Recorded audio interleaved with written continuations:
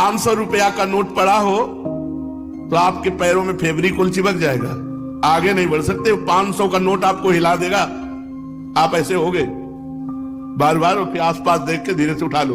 500 रुपया आपको आगे नहीं बढ़ने देगा।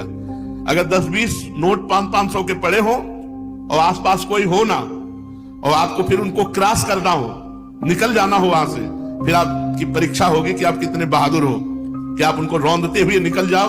उनका कोई महत्व ना हो, जैसे रद्दी कागज ऐसे तुम्हें, लेकिन ऐसा नहीं होगा। अगर एक कदम चलोगे, पीछे 500 का नोट है, आगे 2-4 नोट पड़े हैं, तो आसपास पहले दृष्टि जाएगी, कोई देख तो नहीं रहा है, फिर धीरे से उठा लेंगे। भले हम वो कहीं दान पेटी में डाल दें, लेकिन उठा जरूर लेंगे। क्यों उठा लिए? क्योंकि महत्व है, धन में महत्व है, भोगों में महत्व है। तो ये कहने की बात अलग है कि अरे भाई हमें स्वर्ग के सुख नहीं चाहिए, हमें मोक्ष नहीं चाहिए, हमें प्रेम चाहिए।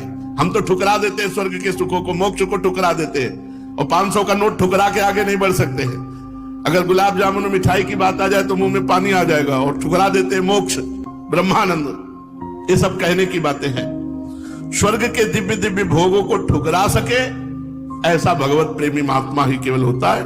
नहीं, एक अप्सरा उतर आती है तो बड़े बड़े ऋषि मुनि जो है ना भ्रष्ट हो जाते हैं, अपनी स्थिति से गिर जाते हैं। और मोक्ष सुख तो बहुत बड़ा सुख है, भगवान के प्रेमी जन उसे ठुकरा देते हैं। मोक्ष सुख को अगर कोई ठुकरा पाया तो भगवत प्रेमी महात्मा, जो अभी स्वर्ग के सुख जानते नहीं। अब जैसे पहले ऋषि मुनियों के पास जो है अप्सराएं आया करती थी, बोले अमुक ऋषि के पास, जैसे विश्वामित्र जी के पास बोले मेनका जी आई, उनके पास अमुक आई। अब नहीं आती है, जरूरत है नहीं। वो तो जो समस्त इंद्रियों पर विजय प्राप्त करके मृत्यु लोक के समस्त भोग प्रणाली को रौंद दिया और हेरा नहीं उनकी तरफ, तब दिव्य लोकों की अप्सराएं उनके सामने आती है। यहां दिव्य आने की जरूरत है नहीं। तो स्वर्ग के सुख तो तब उतरे ना जब मर्त्य लोक के सुखों का विजेता हो। जब मर्त्य लोक के सुखों में ही भ्रष्ट हो गया तो स्वर्ग के सुख की बात क्या।